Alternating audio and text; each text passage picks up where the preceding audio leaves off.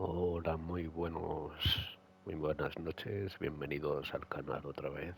Eh, ya estamos en veranito y bueno, últimamente tengo poco tiempo pues porque ando liadete, pero nada, aquí viene otro vídeo. En este ya tenía pues lo que es un vídeo de Atari 50 aniversario, pero yo os lo traigo pues en Play 5 porque sabes que me gusta ponerlo en diferentes plataformas.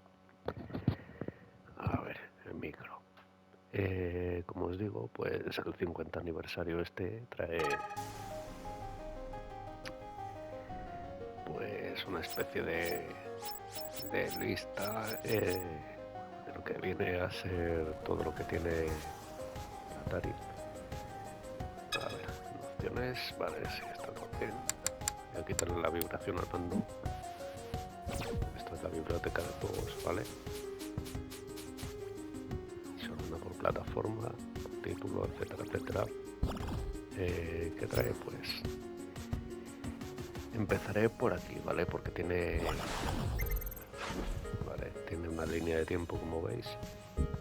Y bueno, pues según vas avanzando, no hace falta que os vaya leyendo aquí todo lo que pone, pero bueno, hay anuncios, pues lo que son joysticks que ha tenido el Atari, la paleta, etcétera, etcétera. Y bueno, hay también una serie de documentales que os los dejaré puestos también. Bueno, esto ya es de frikis, la línea de código, pero bueno, ahí está. Y bueno, pues luego están los juegos que los iré jugando según avance por lo que es la línea temporal esta que han puesto. Como os digo, si hay algún mini documental, que los hay, pues os lo dejaré puestos, ¿vale? Para que le echéis un vistacillo. También iré pasando así por las imágenes, ¿vale? Para no tener que estar yo ahí pues hablando a cada ratillo, que tampoco es que haya mucho que decir, porque todo el mundo la conoce. Y bueno, por ejemplo, este vídeo, os saldrá esto, os dejaré el vídeo. So one of the eh, first questions they asked me at Atari was, what do you want to Creo que work on? viene So subtitulado, I sí, just said to him, I viene said, what's the subtitulado. dirtiest, most basic? Así que también os dejaré los vídeos para que lo veáis y disfrutéis con ello. Y poquito a poco, así hasta que llegue lo que es a los 90. Como veis, viene aquí explorado un 10%, que lo acabo de dar. Y bueno, en los 90, pues en los 90 ya tenemos aquí pues lo que es la Atari Lynx, que la han metido también, grabó por ellos. Y bueno, Ninja Golf, el mítico Ninja Golf. Y la Jaguar. La Jaguar también la han metido. Hay juegos de la Jaguar. Vale. Así que también veremos lo que es algún jueguecito de... Han metido poquitos, pero bueno, es lo que hay, ¿vale? No se le puede pedir más. Vaya mando tenía ahí. Madre mía. Madre mía. Y bueno, pues poquito, anda, algo de realidad virtual. Curioso. Y bueno, pues os voy a ir, a lo mejor de vez en cuando digo algo, pero bueno, no es lo habitual. Y nada, pues voy a empezar con ello, ¿vale? Voy a empezar con los orígenes del arcade. Y como bien dice ahí, desde sus inicios Atari experimentó con varias formas de ocio innovador, juegos para recreativas, visualizaciones de música e incluso hologramas. Y eso es lo que vamos a ver ahora. Así que nada, os dejo y disfrutad del vídeo.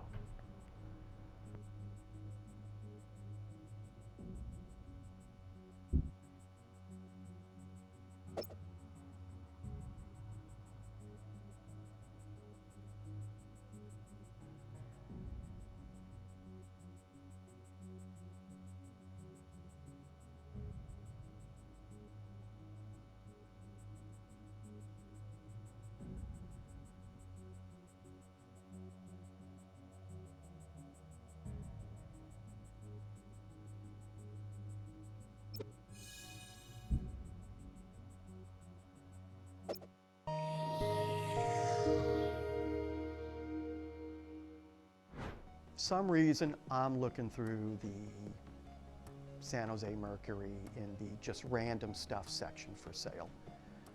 And I see world's first video game, computer space. No price, just call. I'm like, wow, I'm pretty interested in this. So I called the guy.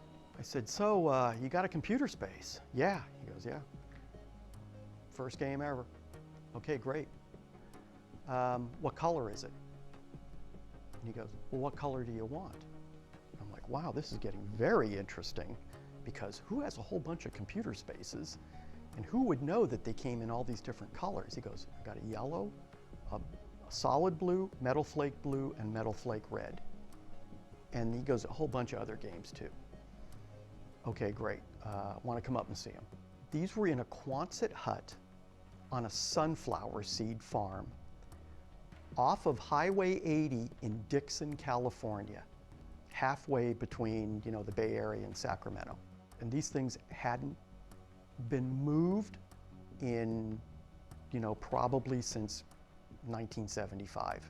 And so I got in touch with Nolan and showed him the pictures and scratched his head, and then like a light bulb went off in his head. He goes, these were Ted Dabney's. These were Ted Dabney's units. This was his route. When he left, he took a route that we had, and he goes, this yellow one's the first one. He goes, I know it. That yellow one is the very first one. I kept the first one, which is a beautiful yellow computer space, and I kept Pong number 46, and we got the rest of them running and working as good as we could. We got it all for $5,000. I don't regret the purchase one bit. Not for a minute.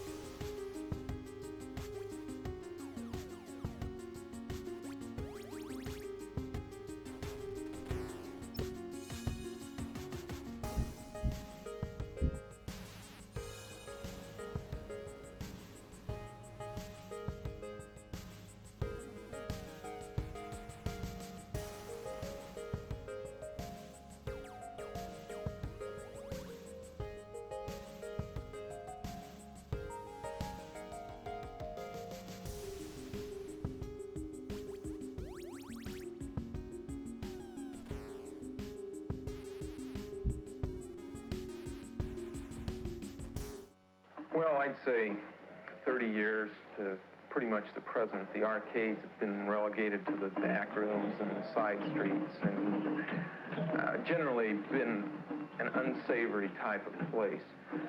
What we want to do is bring the amusement game to age.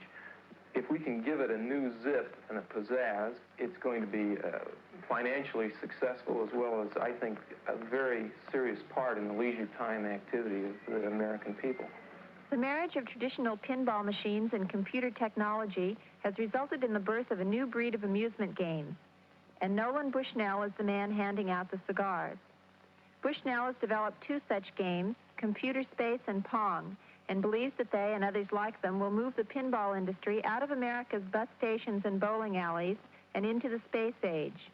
In 1971, Bushnell invented Computer Space, but sold production rights to Nutting Associates of Mountain View, California, for royalties based on the number of games sold. It proved a good deal for both parties. Sales already exceed 1,500 machines. Computer Space, like Pong, sells for around $1,000 and is played on the screen of a standard television set, which has been programmed to display the desired game. In Computer Space, the player controls a rocket ship, which is trying to shoot down enemy flying saucers while avoiding their missiles.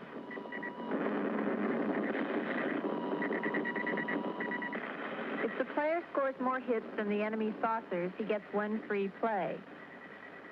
By the time Bushnell invented Pong in 1972, he was able to form his own company, Syzygy Corporation in Santa Clara, California, to produce the game. He has already sold over 1,000 machines and expects to sell 10,000 in the United States by the end of the year. Pong, as the name might indicate, is a game of video ping pong. The two players turn dials which control their electronic paddles and volley with an equally electronic ball. The first player to score 15 points wins. While Bushnell did design and program both his games, the technology he uses dates back to the late 1950s. Thanks to research by the Defense Department in the wake of Sputnik, Bushnell is now able to act out his dream of a nation inhabited by thousands of Pong and computer space games. The government spent millions of dollars on this technology, and as a result, now it's cheap enough that we can put it into a game and sell it for 25 cents for a few minutes and make $1 at it. It's something that the research and development really was done many years ago, and now it's cheap enough that with PC boards and integrated circuits, we can use that technology to our advantage. The basic electronic unit of Bushnell's games is the integrated circuit. Each of these small chips is capable of storing large amounts of information. The program for a game is determined by specific combinations of these units to form a PC, or printed circuit board. The printed circuit board then tells the TV screen what to do. A single printed circuit board is all that is required to operate Pong, whereas 15 years ago it would have taken enough tubes and wiring to fill an average house. Bushnell first saw the commercial potential of video games in a game called Space War, which has been played at computer centers around the country for several years. We used to play Space War a lot at the AI project at Stanford, which is a big computer complex.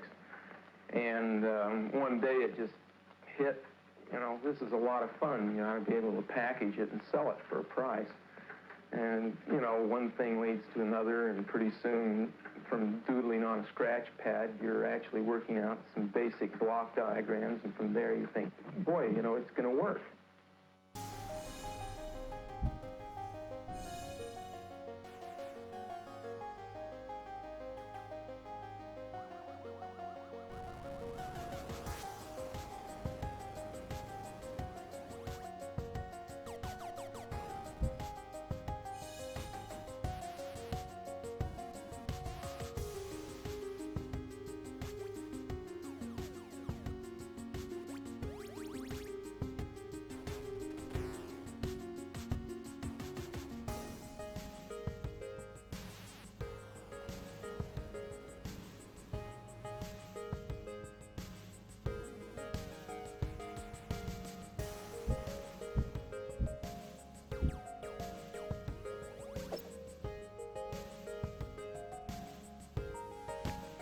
Bueno, y aquí viene pues lo que es el primer juego, que es el Pong, el que ya hemos visto en el vídeo anterior.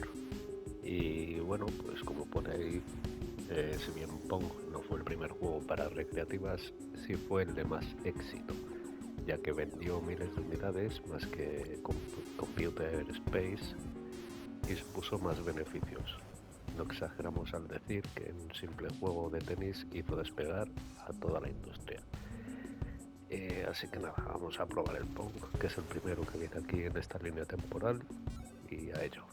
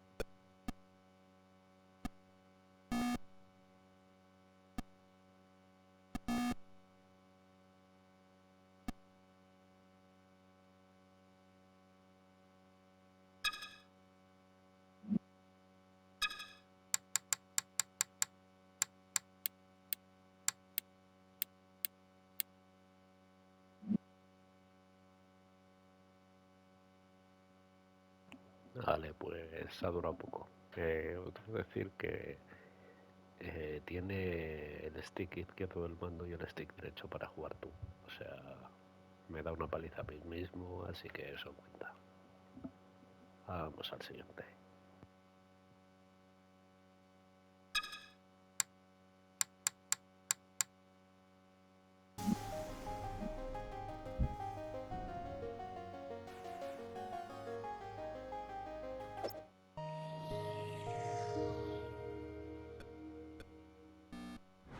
You know what the Atari motto is? Innovative leisure, right? Well, it didn't say innovative arcade games. It didn't say innovative video games. It said innovative leisure. It was broad from day one. I mean, Nolan always had a consumer game in his mind because that's what he hired me to do. And I wound up doing the wrong thing and making a hit coin-op game, right? When I was at Ampex, I learned how to make sync generators, synchronizing, the basic fundamental circuit necessary to get a TV signal, because we had to generate an analog signal. So you do that and you get the ball at one speed and you put paddles up, and it's a very, very boring game. And so I added the speed up and I added the angles off of that, just, you know, to make it playable, interesting. And so it started getting a little interesting. That's cute. And Nolan said, well, it's got to have score. We had a pretty good game, and hey, great. So what are you going to do for sound? I go, sound? I'm already over budget. What am I going to do? Nolan said, well, I want the sound of a roar of a crowd of thousands applauding your win. And Ted said, I want boos and hisses. And I'm thinking, how do I do that? Listen, I got video. I got the goddamn game up. Now you wanted me to do this. I'll be right back. So I pissed around for a day and poked around sounds that already existed in the vertical sync generator and gated them out with the 555 timer. I love it. Years later, the sound is so well thought out, so appropriate. It was like, are you kidding me? It was just, you know, just thrown together in spite of what the boss said. And so that was how Pong came to be.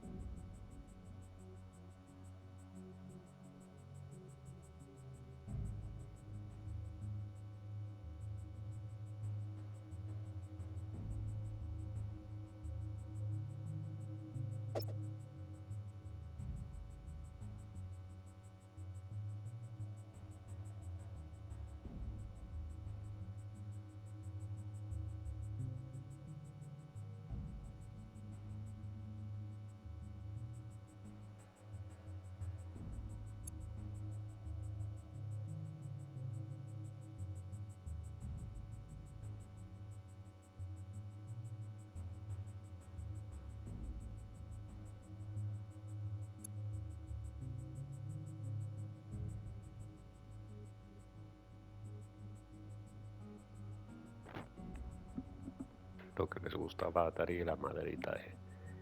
Tenían toda la Atari de las primeras era de madera y aquí el puppy pong como habéis visto, lo instalaban en las pediatrías y tal, para que los niños jugasen. Pues nada, aquí les veis felices. Estos niños ya tendrán una edad. Y bueno, como veis, pues es que viene de todo en el Atari 50 aniversario. Así que vamos a...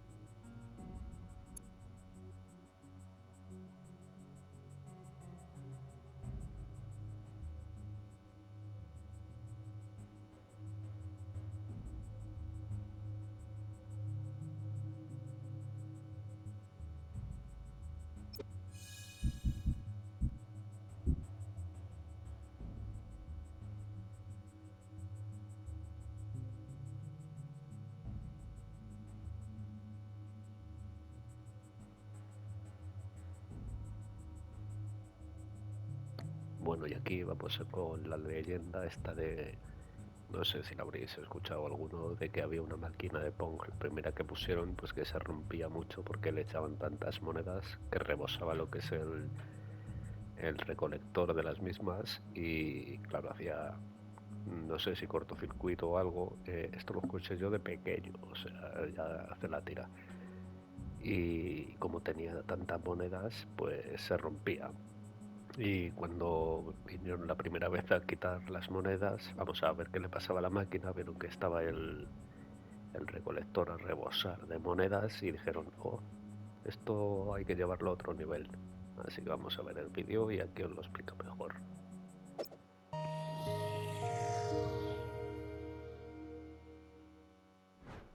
So everybody's heard the Pong story.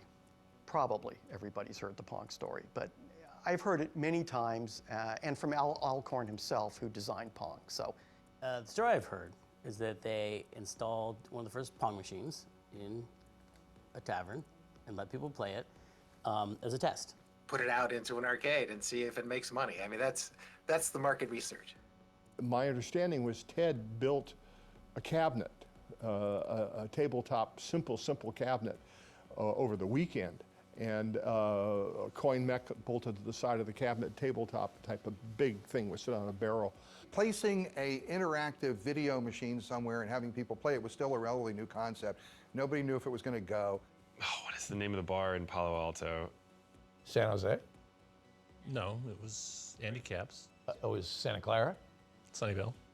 So we'll put it in Andy Caps. You know, it's a coin-op game, be it fragile and humble, and so we did. A ver, le voy a dar un pelín para atrás porque quiero comentaros algo. A ver aquí. A ver dónde sale. Era más para adelante. A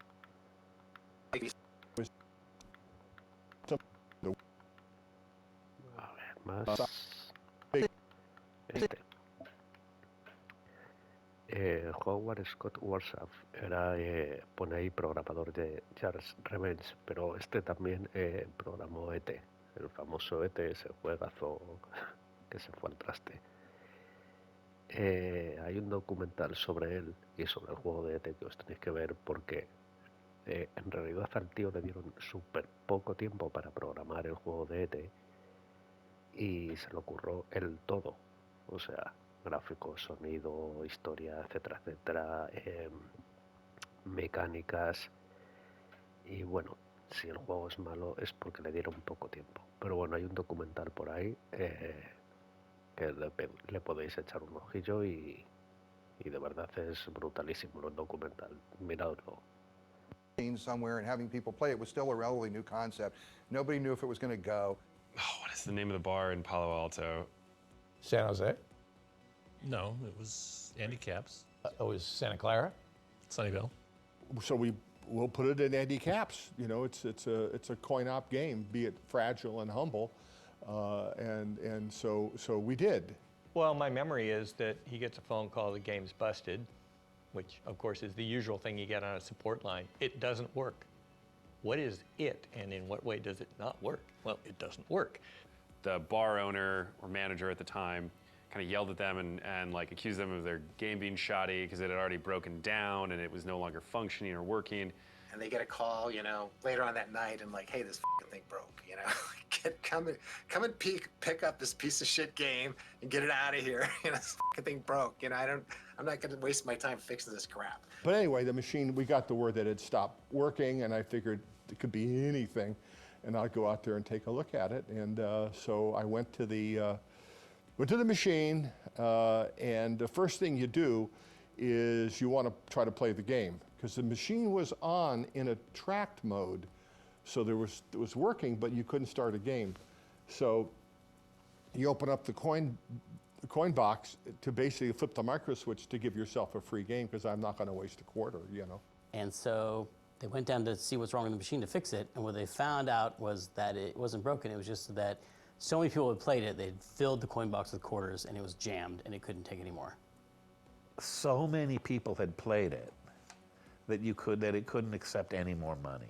The game is broken because it's stuffed so full of quarters. Completely stuffed with quarters. And it was a small, I remember it was kind of small, if I remember. It was a small space. It just filled up with the quarters, and it wouldn't take it.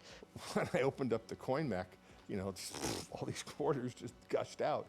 So, whoa, that's impressive. It's the equivalent of like crashing a server. When you launch a new website and it's so popular.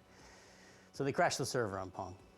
And one of the other reasons it was also so popular is because you could play it with one hand while you're still holding a pint in your other hand. And that also was one of those things that, you know, eventually many, many years later led to the rise of the fun barcades that we have, you know, and we can enjoy now. As Al will always say with a little, you know, twinkle in his eye, he goes, "This is a problem I can fix." Basically, the way it worked was you take the money, the deal you have, and you split the take with the owner of the bar. And so I did that, and I had this sack of quarters, and the next day I come into work and I said, I got the machine fixed, and here's the problem. Goddamn thing's making too much money. And really? But it was one of those great moments where something that supposedly was failing was actually such a huge success that no one could recognize. It was truly the ugly duckling version of technology. Because remember, Nolan thought, he was like, this is just a placeholder until we get to design the really good game, because who's going to play this stupid shit-ass game? They went on to produce all of these classic, memorable arcade titles for years that allowed the company to survive and be so much more than a one-hit wonder. So that's my understanding of the history of Pong. It's a great story if it's true. When a story is good, you know there's some doubt about it. Like, well, that's too good to be really true. It's probably a boring version of it that's actually true. You know, it sounds realistic to me. You know, I mean, I've kind of seen that happen in my own. And when you do get a really great game, the coins will just overflow, and you know, it's kind of a cool feeling. Anyway, that's how that all happened. Yeah. Anyway.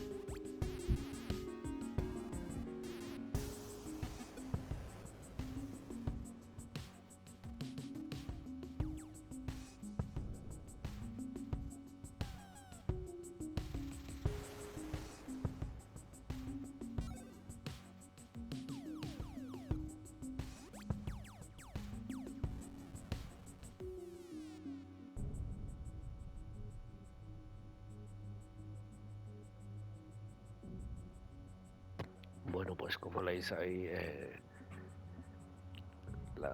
lo que cubría los mandos, vale, que era eso de ahí, parecían dos pechotes y bueno, pues la carátula del juego es lo que es. Este juego que iba de perseguir a un jugador perseguía al otro por un laberinto. Pero bueno, por lo que he leído ahí, al final quitaron esas dos cúpulas y lo dejaron tal cual.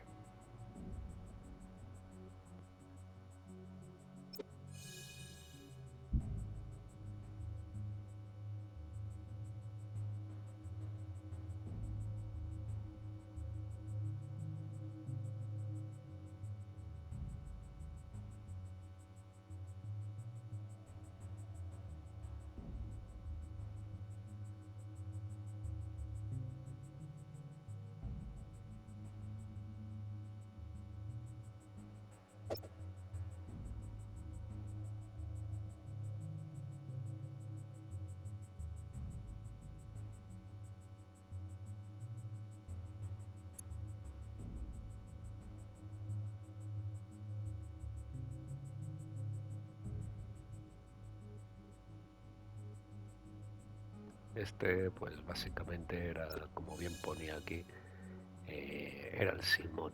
Todo el mundo ha jugado al Simón cuando era pequeño, el juego este redondo de colores que tenías que ir, mira, pulsando botones según el patrón de color. Pero bueno, de ahí todo tiene un inicio.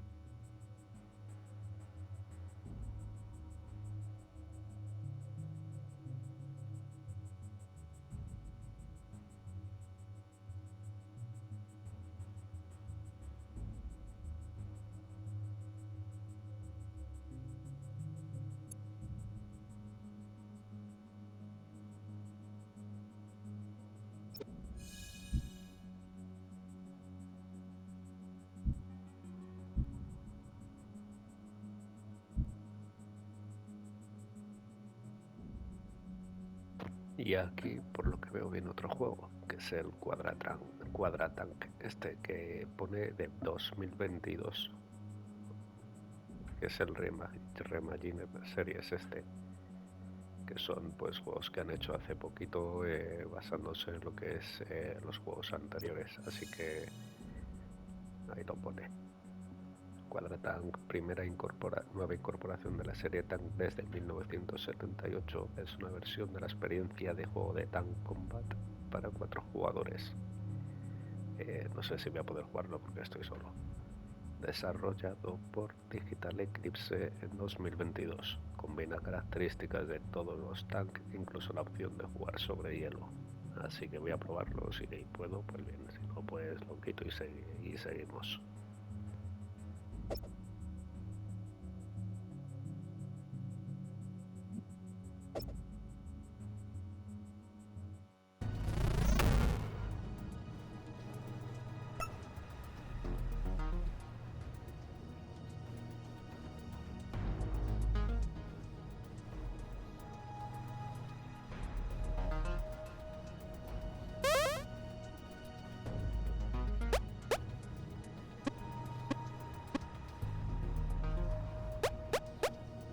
Ready.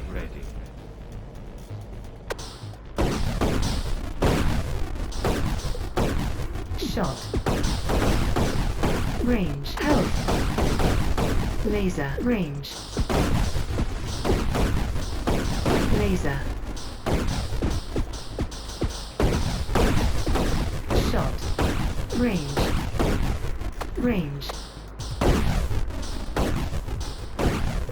range,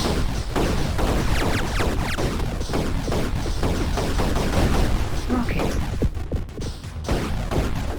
speed, bounce, shot, speed, shot,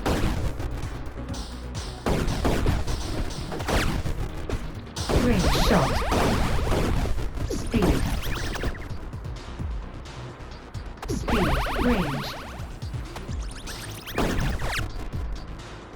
rocket, shot, speed, shot, range, speed, laser, range, laser, speed, range, shot, range,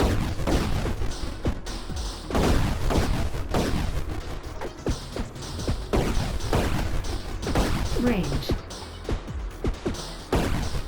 shot, speed, shot, health, shot, bounce, speed, rocket, speed, range,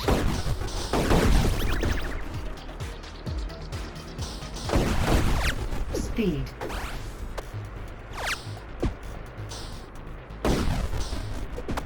bounce,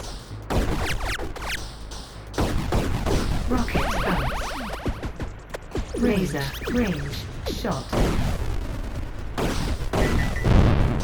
laser, speed, rocket, speed, shot, range, speed, shot,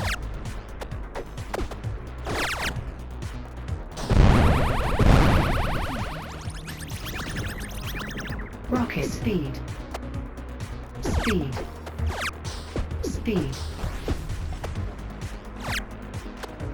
range, shot, speed, shot, range, shot, range, shot, range, bounce, laser, laser,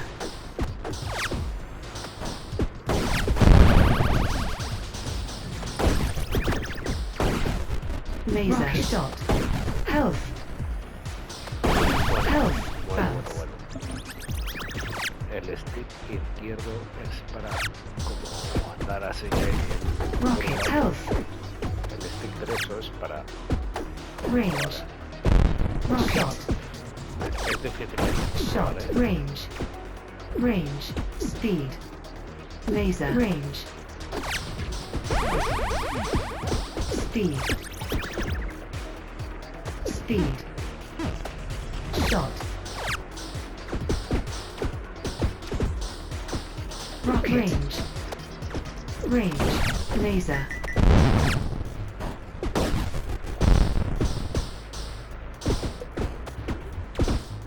health,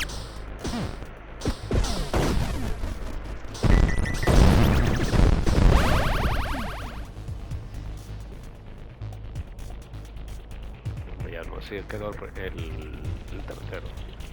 Pero bueno, era durillo.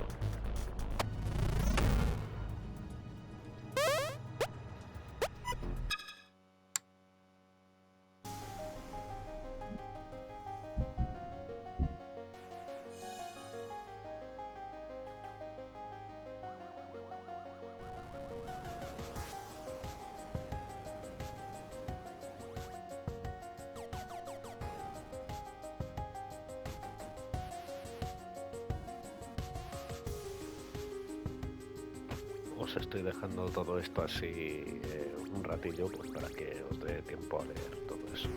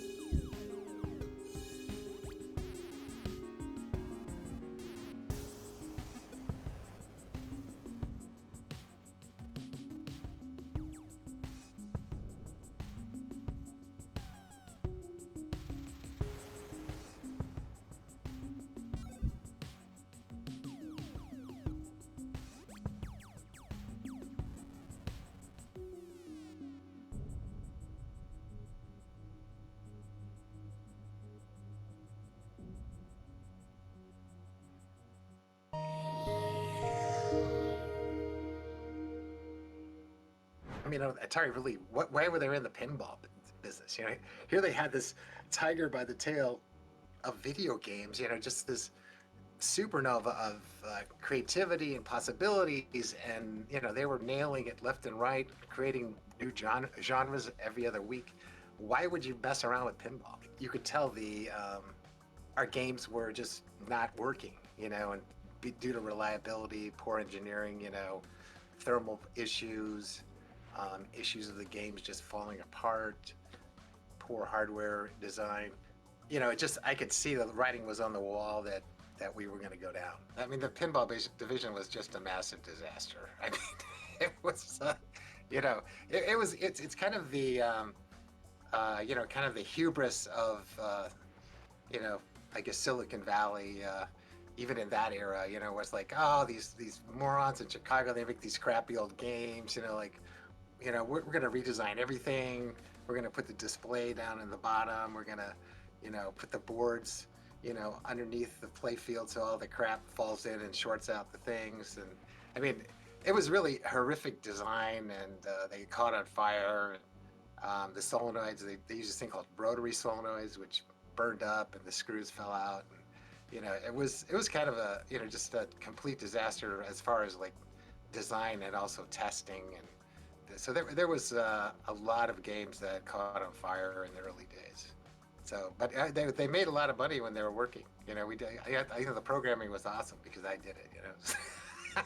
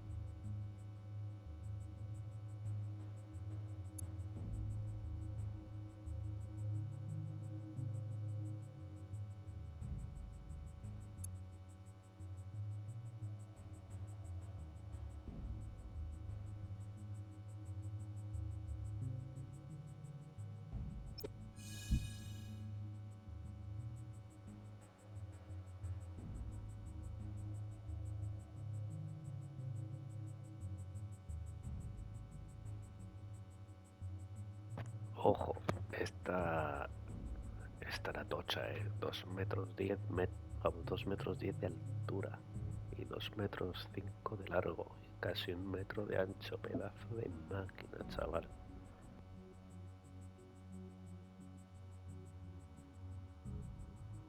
Bolas de billar.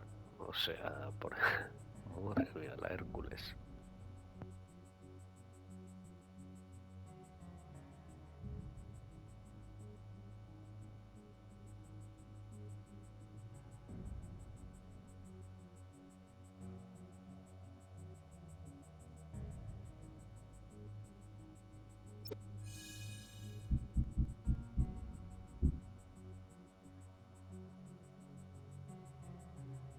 Bueno, y ahora el Breakout, diseñada por los famosos fundadores de Apple, Steve Jobs y Steve Wozniak. Breakout era en esencia un Pong de un solo jugador en el que se tenía que redirigir la bola hacia el extremo superior de la pantalla para romper filas de bloques. Fue un éxito rotundo incluso en Japón, donde se inspiró la creación de Space Invaders de Taito. Pues vamos a darle un vicio.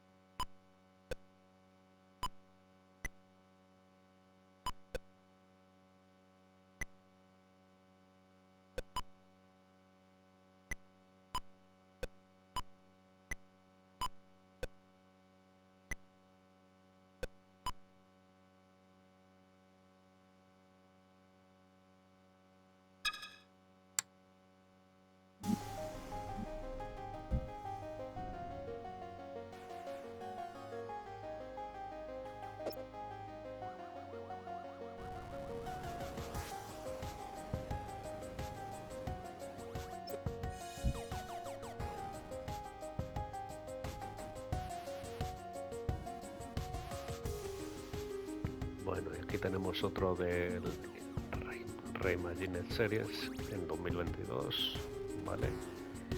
Otra vez Digital Eclipse haciendo un Neo Breakout. Vamos a darle, aquí tenéis la carátula.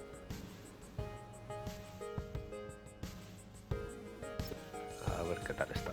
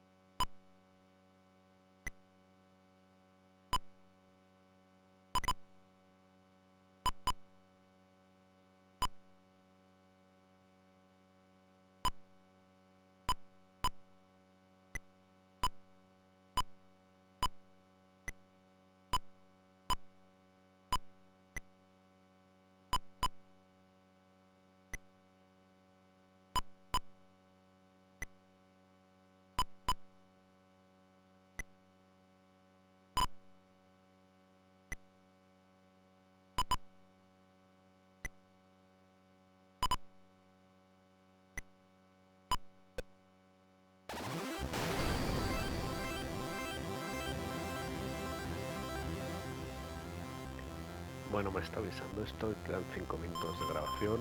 Ya sabéis que en Play no se puede grabar más de 60 minutos. Así que veré si puedo recortar el vídeo, subirlo en 2 partes. Voy a quitar este para que dé tiempo a ver cuánto queda. Todavía queda chicha. Así que lo haré en 2 vídeos. Voy a seguir un poquito más. Cuando vea que va a cortarse, chapo y luego hago otro vídeo de esto, porque pienso poner todos los que hay puestos aquí en Atari, para que lo veáis completamente todo lo que trae pues este gran pack.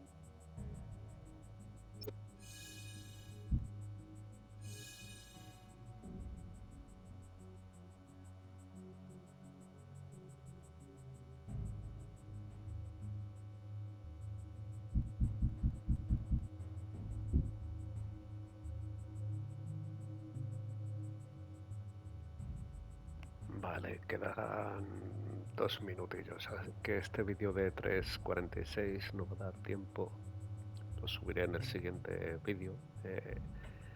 Supongo que haré una lista con todo esto de Atari y bueno, así mientras, porque mañana me voy en busca de videojuegos para la Nintendo que os enseñé en el vídeo este.